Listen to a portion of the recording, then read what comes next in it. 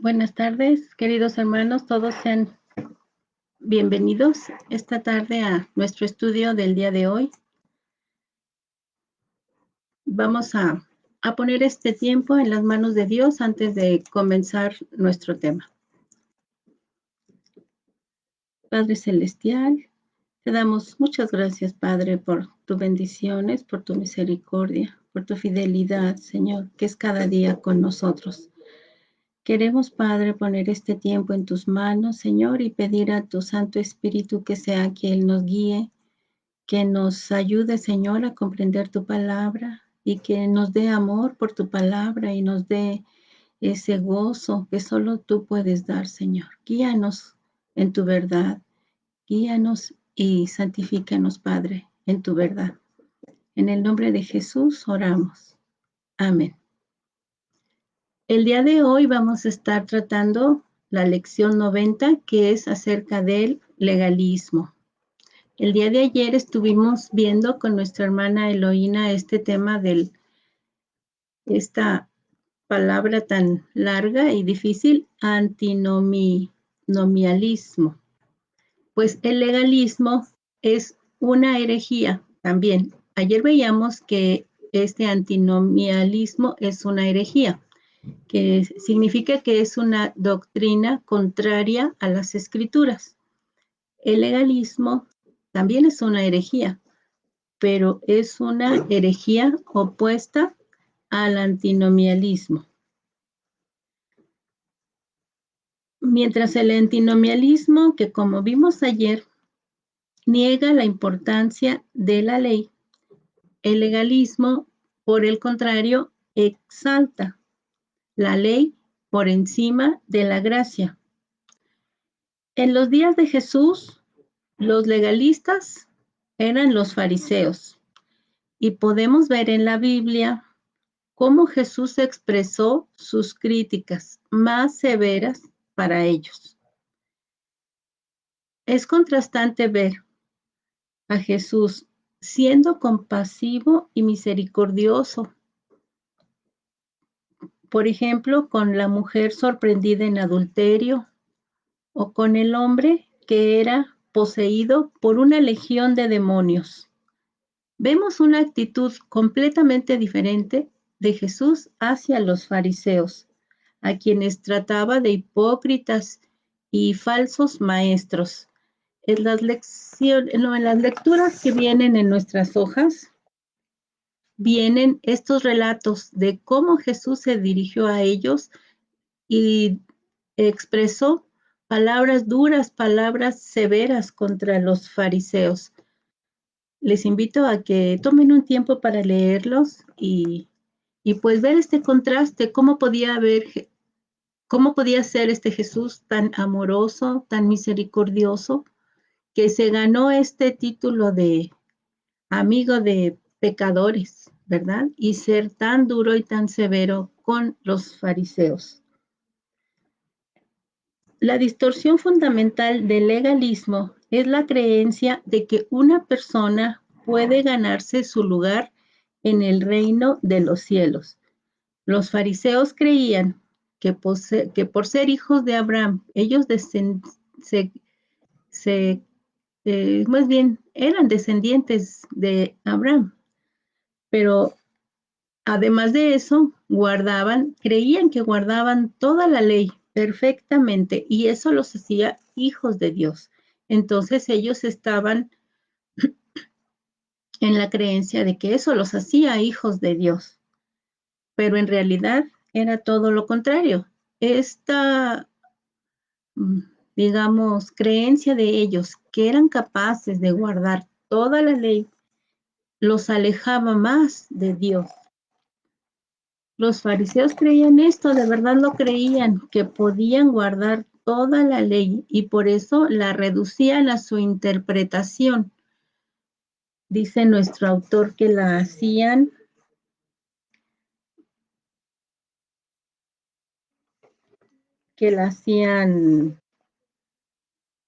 estrecha y grosera para poder, o sea, la reducían, no la guardaban en el sentido de que querían ellos agradar a Dios, sino que la guardaban y le agregaban un montón de cosas según su interpretación para ser muy meticulosos y muy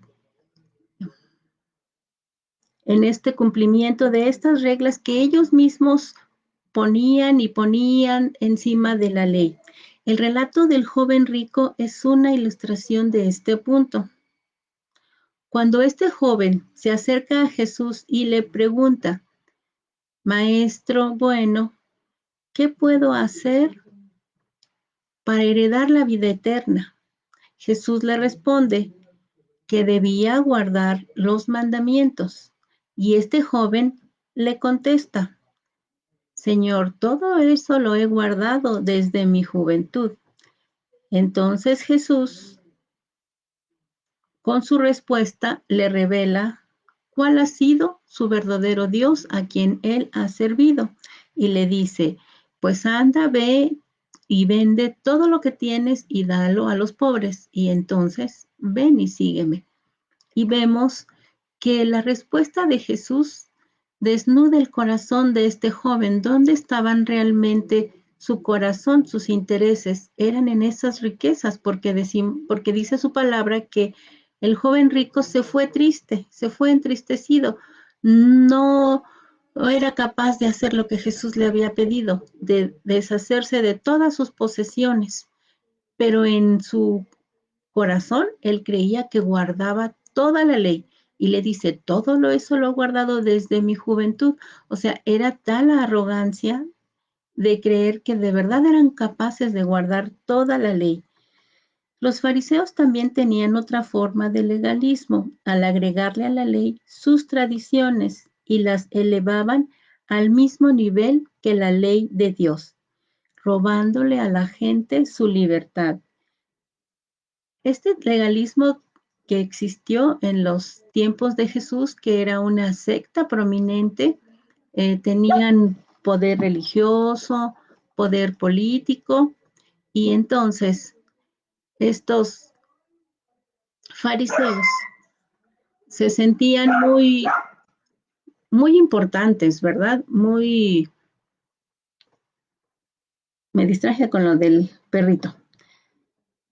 Pero bueno, dice que ponían grandes cargas sobre los demás, agregándole y agregándole y agregándole más a la ley, cosas que la ley no decía, ¿verdad? Este tipo de legalismo no se acabó con los fariseos, o sea, no solamente existió con los fariseos, también ha plagado la iglesia durante todas las generaciones. El legalismo puede surgir como una reacción desmedida al antinomialismo, o sea, para no caer en el libertinaje, vamos a poner una serie de reglas, una serie de cosas que la gente tiene que cumplir para que no se desvíe con esta libertad que promueve, que proclama el antinomialismo, de que la ley no es importante, de que no es necesario obedecer a la ley de Dios, porque eso es del Antiguo Testamento, ¿verdad? Entonces, estamos bajo la gracia y podemos hacer lo que se nos dé la gana. Entonces, surge el legalismo para contrarrestar el antinomialismo y al revés, cuando el legalismo es demasiado severo, demasiado estricto, entonces surge esta otra enseñanza donde dice, no, debemos ser libres, debemos de tener libertad. Cristo nos libertó del pecado, Él ya pagó por mis pecados, entonces ya soy salvo y puedo hacer lo que yo quiera. Puedo hacer tanto una posición como otra posición son erróneas, son herejía. O irnos a un lado de excesiva libertad y libertinaje, o irnos al otro extremo de hacer reglas demasiado estrictas, robando la libertad y robando la alegría de la gente, ¿verdad? El gozo de la gente. Así que debe quedarnos claro que tanto el antinomianismo como el legalismo son herejías, son enseñanzas erróneas, contrarias a lo que enseña la Escritura. Vamos a leer un pasaje.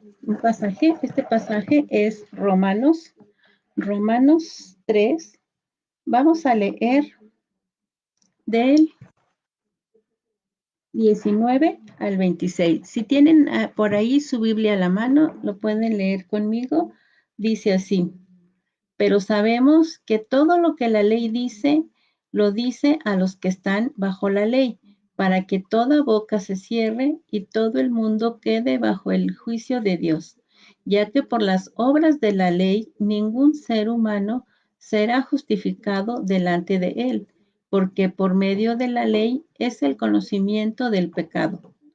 Pero ahora, aparte de la ley, se ha manifestado la justicia de Dios, testificada por la ley y por los profetas, la justicia de Dios por medio de la fe en Jesucristo, para todos los que creen en Él, porque no hay diferencia, por cuanto todos pecaron y están destituidos de la gloria de Dios, siendo justificados gratuitamente por su gracia mediante la redención que es en Cristo Jesús, a quien Dios puso como propiciación, por medio de la fe en su sangre, para manifestar su justicia a causa de haber pasado por alto en su paciencia los pecados pasados, con la mira de manifestar en este tiempo su justicia, a fin de que Él sea el justo y el que justifica al que es de la fe en Jesús, ¿verdad? Aunque Jesús nunca pronunció la palabra gracia, Él era el vivo reflejo de la gracia divina. Vemos en San Juan 1:14, vamos a leer este versículo precioso que nos da este retrato de Jesús. Sus discípulos, ¿verdad? Uno de sus discípulos, Juan, da esta descripción de él. Estos hombres que tuvieron este privilegio de convivir con él, uno de estos hombres nos da esta descripción y dice, Juan 1:14, y aquel verbo fue hecho carne y habitó entre nosotros y vimos su gloria, gloria como del unigénito del Padre, lleno de gracia y de verdad. Jesús nunca pronunció la palabra gracia, pero Él era el reflejo de la gracia divina de Dios. Otro aspecto que debemos considerar del legalismo es el hacer énfasis en las cosas menos importantes. Jesús reprendió a los fariseos por haber descuidado los asuntos más importantes de la ley, mientras que obedecían escrupulosamente asuntos menos importantes. En la actualidad tendemos a hacer lo mismo. Exaltamos algunas conductas externas, como considerar de mucha espiritualidad el no ir al cine, o el no bailar, o el no tomar tal vez café o otras bebidas, pero no consideramos igualmente grave nuestros pecados internos, esos pecados que no se ven, como la envidia, como nuestra avaricia, como cosas que están dentro de nuestro corazón. Jesús enseñó en un pasaje, dice, cuando criticaron porque sus discípulos no se lavaban las manos, dice, lo que contamina al hombre no es tanto lo que entra en él, sino lo que sale, lo que ya está en nuestro corazón. Escuchaba un testimonio de una mujer que decía que había sido víctima de alcoholismo por mucho tiempo y decía, puedo culpar a muchas cosas, ¿verdad? A mis amigos, al alcohol, a muchas cosas, pero yo sé que el problema no está afuera, el problema está en mí, el problema era mi corazón, no era lo que me rodeaba o las circunstancias, sino era mi corazón que está corrompido, lejos de Dios. Entonces, estas cosas que a veces podemos ver, a veces nos guiamos por estas cosas y les damos un valor de que es más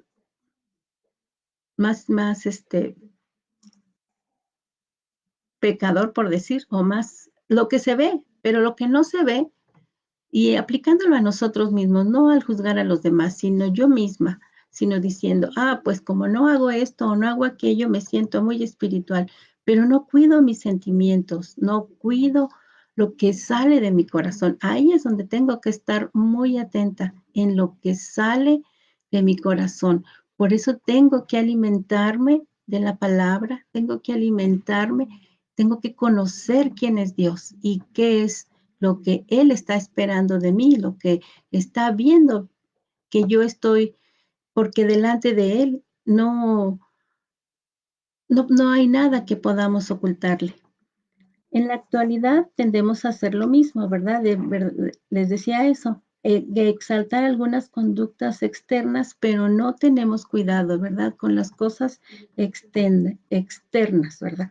Tenemos que dejar en claro que el cristianismo es un asunto de fe y de convicción por la obra de Cristo. El cristianismo no es un conjunto de reglas, no son cosas que tenemos que seguir, sino es convicción, es asunto de fe y de convicción por Cristo y por su obra. Quiero leerles un parrafito de este libro, un libro precioso, es una joya. Cuando lo encuentren por ahí, cómprenlo. Este libro es una joya. Les voy a leer un pedacito. Dice, muchas personas se desaniman a causa de un distorsionado concepto de la vida cristiana. En lugar de mostrar una apariencia atractiva, sensible y contagiosa del gozo que se obtiene en Cristo y su poder, son más y más las personas que muestran un rostro severo, una verdadera caricatura de la religión. Me parece trágico que las personas religiosas que matan la alegría tengan un éxito tan grande en arrebatar la libertad y el gozo de la fe.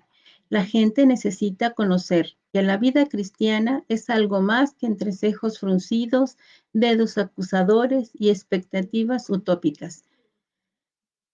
Y luego un perrafito entre comillas dice, es posible obligar a la gente a mantener ciertas conductas básicas, apelando a la responsabilidad, pero los logros espirituales y morales más elevados no dependen de la presión, sino de la motivación. Las personas deben ser motivadas hacia la justicia. Nuestra motivación hacia la justicia debe ser por amor a Cristo. ¿Qué, qué puedo hacer o qué debo hacer? Si Dios me manda amar a mis enemigos, es posible que no los ame, ¿verdad?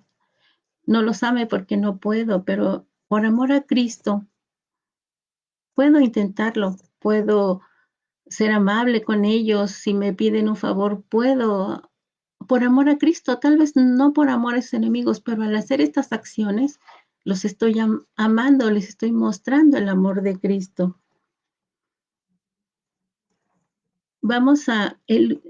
Ayer nos hablaba nuestra hermana Eloína de un antídoto para el antinomianismo, que es el mismo antídoto para el legalismo, que es la gracia.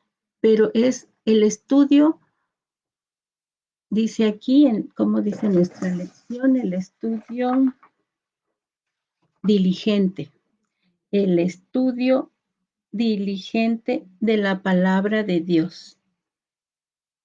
El estudio diligente de la palabra de Dios es el antídoto para no caer en ninguna de estas dos herejías. En cuanto al legalismo, es muy fácil caer en este asunto del legalismo porque todos estamos tentados a creer o a querer por nosotros mismos alcanzar aunque ya sabemos que Cristo pagó la cruz por mis pecados, yo sigo haciendo esfuerzos para agradarle más a Dios, para que Dios no tiene, eh, dice que para Él no hay acepción de personas, o sea, dice que no hay varón, ni hembra, ni judío, ni griego, que todos somos iguales delante de Dios. Entonces, yo no puedo hacer algo para que Dios me acepte o me dé un mejor lugar allá en el cielo. No hay algo que yo pueda hacer para agregarle al sacrificio de Cristo, pero lo que sí puedo hacer es estudiar su palabra y ver qué cosas son las que Dios detesta, qué cosas son las que Dios aborrece y ver si yo estoy haciendo algo así, entonces cuidado, ¿verdad? Si estoy practicando lo que a Dios aborrece, si me estoy comportando como estos fariseos en tiempo de Jesús, que ellos se creían muy espirituales y menospreciaban a los demás porque ellos eran los que seguían todas estas reglas y todos estos, ellos de verdad lo creían y vemos el trato que recibieron, ¿verdad? No fueron tratados amablemente por Jesús, fueron duramente eh, condenados, puedo decir, hasta sus palabras de Jesús para ellos fueron duras, fueron severas, ¿verdad? Entonces, pues mucho cuidado en que no caigamos en estos asuntos de legalismo, en poner en definición sería que que como dice aquí al principio, que la ley está por encima de la gracia, ¿verdad?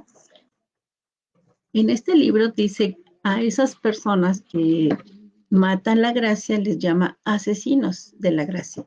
O sea, que no seamos asesinos de la gracia, que no anulemos la gracia que Cristo ha derramado en la cruz, no anulemos, sino al contrario, proclamemos esa gracia y no solamente la estudiemos con diligencia en nuestra Biblia, vivamos esa gracia.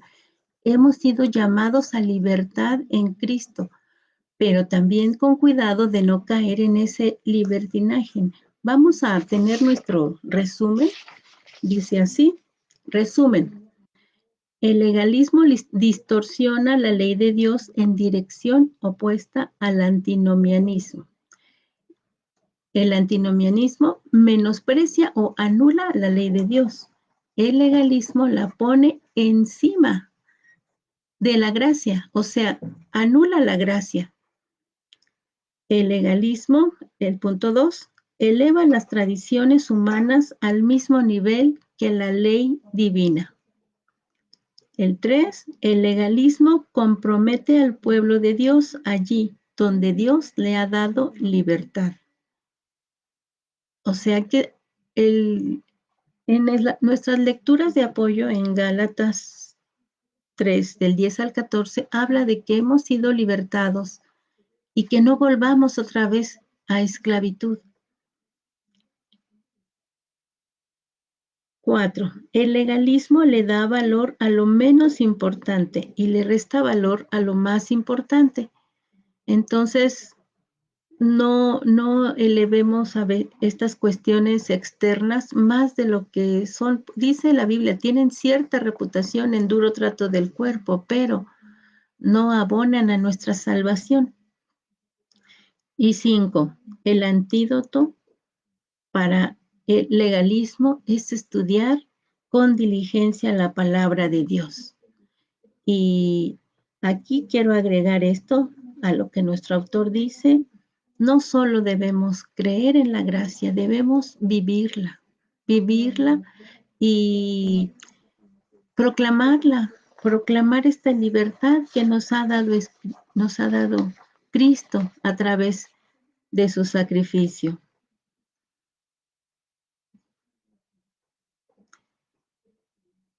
el único antídoto para el legalismo y el antinomialismo es el estudio diligente de la palabra de Dios. Entonces es lo que les animo a hacer, a que seamos diligentes en el estudio de la palabra de Dios para conocer quién es nuestro Dios, para saber quién es Él y lo que Él espera de nosotros. Él sabe que somos criaturas débiles, pero también sabe lo que Él está esperando de nosotros, ¿verdad? No seamos como esa higuera estéril que no daba fruto, sino demos fruto de buenas obras, demos fruto de amor, de compasión hacia los demás. Bueno, pues este es nuestro tema del día de hoy. Espero que haya quedado, como dijo nuestra hermana Elo, un poquito claro, que hayamos comprendido un poquito. Oh, la palabra de Dios es maravillosa, es hermosa y yo le pido al Señor que me dé amor para su palabra porque es siempre un gozo y un deleite leerla y vivirla, ¿verdad? Pero a veces es como dice también en el Apocalipsis, es algo hermoso de leer, pero a la hora de que lo tengo que practicar, pues a veces ya no es tan sencillo, pero el Señor nos dará esa fortaleza y nos dará ese deseo, ¿verdad? De estar siempre, siempre con Él. Que el Señor les bendiga y pues espero que haya sido de utilidad y de bendición este pequeño tiempo. Vamos a tener una palabra de oración antes de concluir nuestro estudio. Amoroso Señor, Dios del cielo y de la tierra, Dios todopoderoso, vamos a ti en nombre de tu Hijo Jesucristo, Señor, y te suplico, bendito Señor, que bendigas a cada uno de mis hermanos que ha estado presente en este estudio y a los demás, Señor, que en algún tiempo podrían estar eh, escuchando o viendo este estudio, Señor, que tú derrames bendición en cada uno de nosotros, que nos des de tu Santo Espíritu, Señor, poder para hacer tu voluntad, poder, Señor, para que amemos, Señor, tu palabra y seamos fieles a ti sobre todas las cosas. Sabemos, Padre, que mientras estemos en este mundo es una lucha, Señor, el hacer tu voluntad, porque somos carne, Señor, y la carne es débil y queremos agradarnos a nosotros mismos, queremos hacer, Señor, aquellas cosas, Señor, que como dicen algunos, Señor, que eh, cuando entregan su vida a ti, Señor, queremos tener esa vida de gozo, esa plenitud en Cristo, Señor, conocer esa libertad que dice tu palabra, que conoceremos la verdad y la verdad nos hará libres, que podamos vivir esa libertad en Cristo, Señor, pero la libertad que tú das de esa esclavitud del pecado, Señor. Bendice a cada uno de mis hermanos. Te pido, Señor, por aquellos que estén pasando por situaciones difíciles de necesidad, de trabajo, Señor, de enfermedad, de alguna carencia que tengan en su hogar, de soledad, de tristeza, de amargura, Señor. Que tú seas nuestro todo, Señor. Llena nuestro corazón de amor, primeramente para ti, Señor, y para todos los que nos rodean, para aquellos, Señor, que están cerca de nosotros, que podamos amarles, Señor, y servirles, y que podamos reflejar un poquito, Señor, aunque sea un poquito ese amor tan grande que viene de ti. Te pido, Señor, que bendigas a nuestro hermano pastor y su familia, que bendigas a nuestros hermanos ancianos, a nuestros hermanos diáconos, y que bendito Señor, este año que ha sido tan duro, tan difícil para muchos, Señor, para muchas familias que hemos tenido oh, enfermedad, Señor, que hemos tenido carencias, Señor. Te pido que tú bendigas tu pueblo, tu iglesia, San Pablo, Señor. Gracias porque hemos visto tu mano de misericordia, hemos visto tu mano de sanidad en muchos de nuestros hermanos y alabamos tu nombre por ellos, Señor. Te damos gracias, Señor. Recibe nuestra gratitud y recibe, Señor, nuestras peticiones, que las llevamos ante el trono de tu gracia, en el nombre de nuestro Señor y Salvador Jesucristo. Amén. El Señor les bendiga, amados hermanos, y que Él les guarde en estos días. Cuídense mucho y hasta luego.